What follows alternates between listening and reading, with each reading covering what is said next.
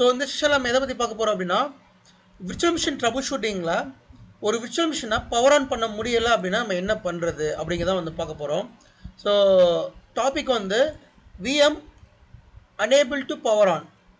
ஒரு வி சென்டரில் இருக்கிற ஒரு விர்ச்சுவல் மிஷினை பவர் ஆன் பண்ண முடியல. இப்போ இந்த விர்ச்சுவல் மிஷின் இருக்குது, இது பவர் ஆஃப் போயிடுச்சு, இது திருப்பி என்னால் பவர் ஆன் பண்ண முடியும். விச் மீன்ஸ் இந்த பவர் பட்டன் போனோம் அப்படின்னா எனக்கு இங்கே பவர் ஆன் அப்படிங்கிற ஆப்ஷனே காமிக்காது.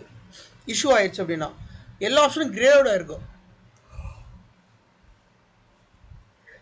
இதில் இருக்க எல்லா ஆப்ஷனும் கிரேட் அவுட்டாக இருக்கும்.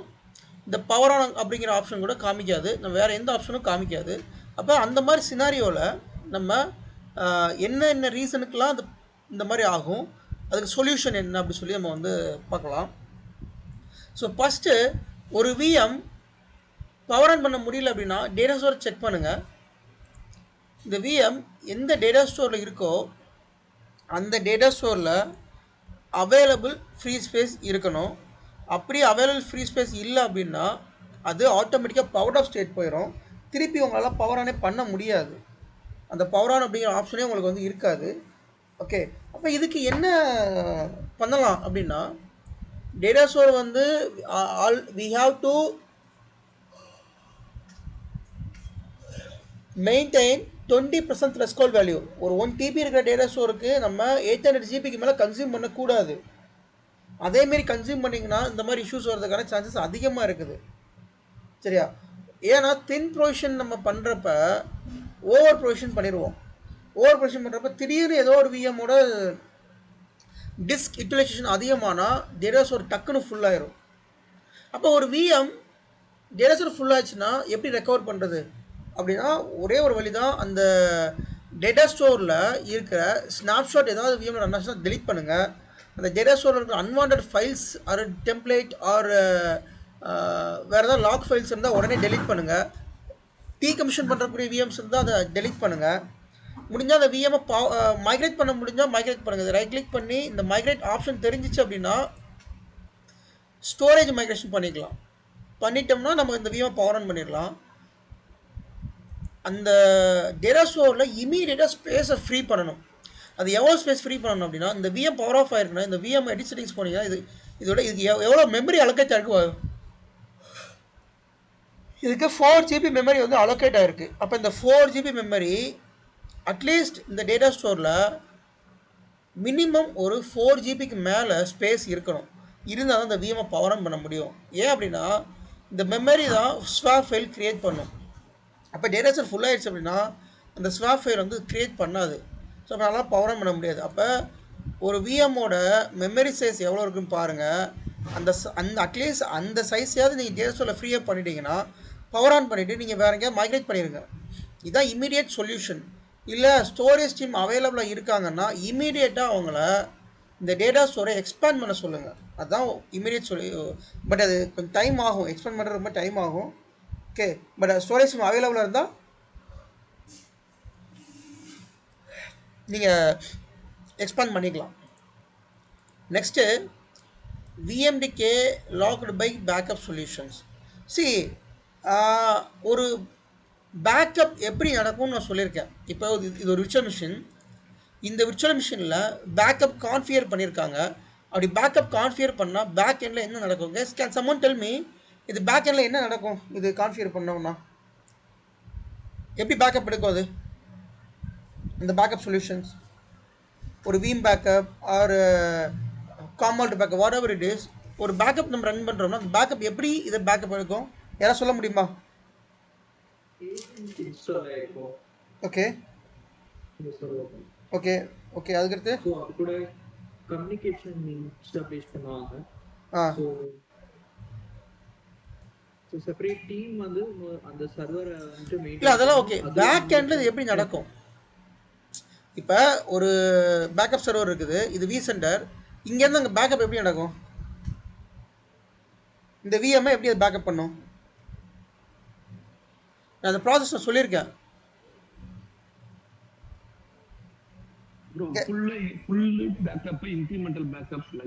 ஓகே சரி ஓகே. அந்த பேக்கப் எப்படி நடக்கும்?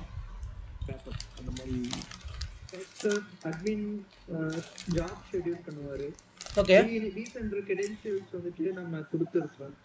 ஸோ அது மூலியமா நமக்கு பேக்கப் வந்து ஸ்டார்ட் ஆகும். இல்லை vCenterல vCenter credentials நம்ம கொடுத்துருக்கோம். கரெக்ட், அது ஓகே. பேக்கப் இன்னும் கொஞ்சம் API concept கொடுத்து அந்த ESXi ஹோஸ்டுடைய ஐபி கொடுத்து அதுல இருக்க VMs ஓகே ஆட் பண்ணிடுறோம். ஒரு அதுக்கடுத்து ஒரு VPC ஒரு பேக்கப் ரன் ஆகும். ஷெட்யூல் பண்ணோம். ஷெட்யூல் பண்ணிடுறோம். அப்புறம் ரீகால் பண்ணுங்க, ட்ரை டு ரீகால். ஸ்டோரேஜ் கூட கனெக்ட் பேக்கப் சர்வர்ல போயிட்டு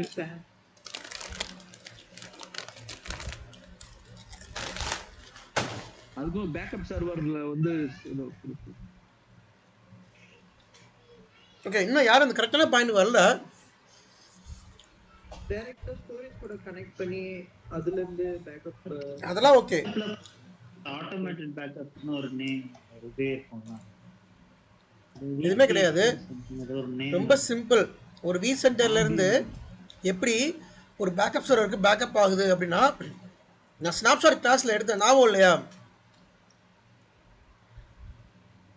ஆட்டோமேட்டிக் ஸ்னாப்ஷாட் அப்புறமா அதுவே டெலீட் பண்ணிட்டு குயிசிங் ப்ரோ குயிசிங். இந்த பாயிண்ட் தான் எதிர்பார்க்குறேன். யாருமே இந்த பாயிண்ட்டுக்கு வர மாட்டீங்களே. நான் கேட்ட கேள்வி, ஒரு vCenterக்கும் எப்படி ஒரு vCenterல இருந்து ஒரு பேக்கப் ரன் ஆகணும். அது ரன் ஆகுது அப்படின்னா, see again I'm explaining. இப்போ இந்த vCenterல நம்ம பேக்கப் ஜாப் ரன் ஆகுது. இன்னைக்கு பேக்கப் ஜாப் வந்து நைட்டு 9 மணிக்கு ரன் ஆகுது அப்படின்னா 9 மணிக்கு ஒரு ஸ்னாப்ஷாட் வந்து ஆட்டோமேட்டிக்காக எடுக்கும் அந்த பேக்கப் டூல். அந்த இதுக்கு பேர் QSX ஸ்னாப்ஷாட். ஓகே, நம்ம எதுவுமே பண்ண மாட்டோம், இது எல்லாமே ஆட்டோமேட்டிக்காக நடக்கும். Okay, QSX snapshot. ஸோ இந்த QSX ஸ்னாப்ஷாட் அப்படிங்கிறது when the backup trigger, when the backup scheduled, இந்த ஸ்னாப்ஷாட் ரன் ஆகும். சரியா? ஸோ அப்படி ரன் ஆனதுக்கு அப்புறமா தென் இங்கே vCenterல இருந்து நம்ம பேக்கப் சர்வருக்கு கொண்டு போய் வச்சிரும். Then the backup solution will delete or consolidate the snapshot. அந்த விர்ச்சுவல் மிஷினில் இருக்கிற ஸ்னாப்ஷாட்டை அது ஆட்டோமேட்டிக்காக கன்சாலிடேட் பண்ணிடும், விச் மீன்ஸ் delete பண்ணிடும். இது ரெகுலராக நடக்கும். இப்போ 9 மணிக்குனா இது நடக்கும். நாளைக்கு நைட்டு இப்போ டெய்லி பேக்கப் வச்சுக்கோ, டெய்லி நடக்கும்.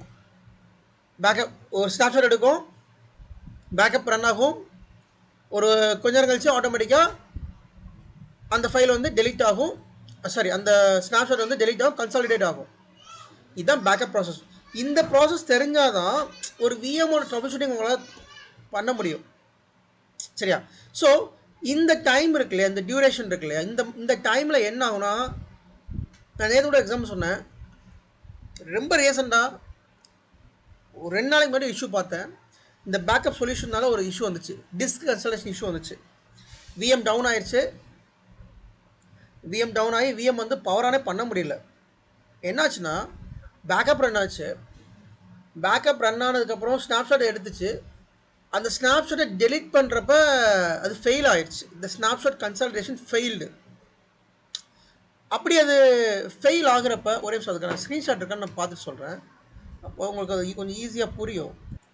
ஓகே, ஸோ இந்த ஸ்க்ரீன்ஷாட் இப்போ உங்களுக்கு காமிக்கிறேன். இந்த ஸ்க்ரீன்ஷாட் பாருங்கள். இதில் வந்து இந்த விர்ச்சுவல் மிஷினில் வந்து டெய்லி பேக்கப் நடக்குது. சரியா? அப்போ டெய்லி வந்து பார்த்தீங்கன்னா உங்களுக்கு டாஸ்கில் போய் பார்த்தீங்கன்னா மானிட்டர் போயிட்டு டாஸ்கில் வந்து பார்த்தோம்னா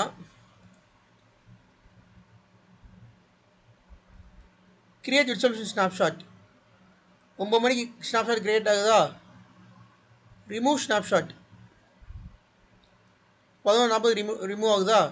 எகெயின் அடுத்த நாள் கிரியேட் விர்ச்சுவல் மிஷின் ஸ்னாப்ஷாட் 9 மணிக்கு கிரியேட் ஆகுது. தென் ரிமூவ் ஸ்னாப்ஷாட் 11:40 ரிமூவ் ஆகுது. இது ரொட்டீனாக நடந்துக்கிட்டே இருக்கும், டெய்லி நடந்துக்கிட்டே இருக்கும். டெய்லி பேக்கப் நடக்கிறப்ப என்னாச்சு அப்படின்னா ரிமூவ் ஸ்னாப்ஷாட் பண்ணுறப்ப ஃபெயில்ட் ஆயிடுச்சு. இந்த இருக்கு பாருங்கள்.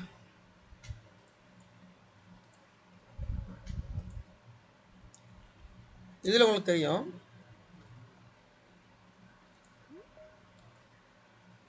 ஸோ ஆட்டோமேட்டிக்காக கன்சல்டேட் பண்ணோம். அப்படி அது கன்சல்டேட் பண்ணுறப்ப அது ஃபெயில்ட் ஆயிடுச்சு. Virtual machine disk consultation failed. இப்படி ஃபெயில் ஆகிறப்ப என்னாச்சுன்னா அந்த விர்ச்சுவல் மிஷின் வந்து பவர் ஆஃப் ஸ்டேட் போயிடுச்சு, ஹங் ஸ்டேட் போயிடுச்சு.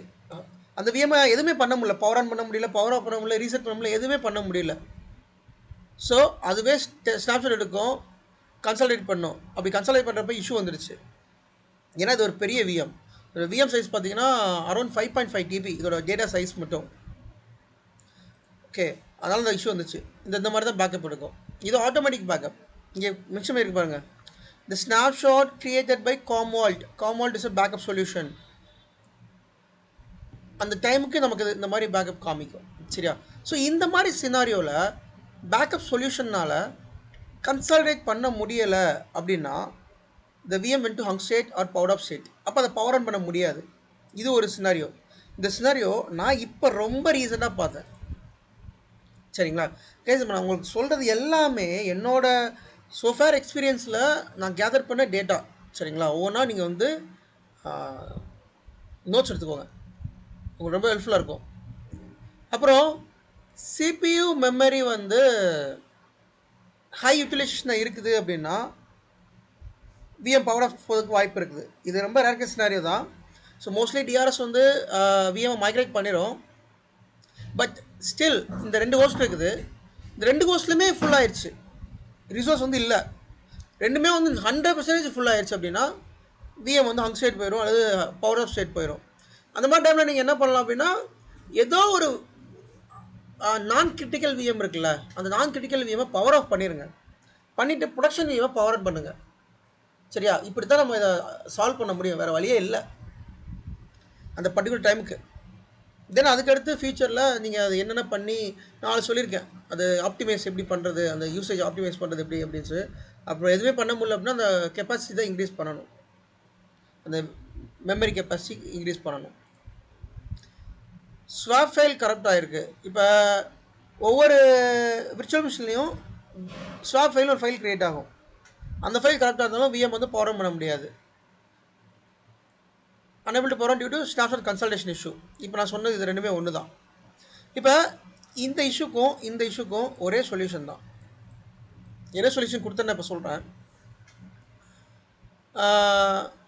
அதே மாதிரி விஎம் கிரேட் அவுட் ஆல்மோஸ்ட் இந்த 3க்குமே ஒரு சொல்யூஷன் கொடுத்து என்ன பண்ணி அந்த விஎம்ஐ வந்து திருப்பி வந்து ரெக்கவர் பண்ணோம் அப்படின்னா அந்த விஎம் வந்து லாக் ஆயிடுச்சு. ஓகே, அதை வந்து விஎம் டிகே லாக் அப்படின்னு சொல்லுவோம், அல்லது விஎம் லாக்னு சொல்லுவோம்.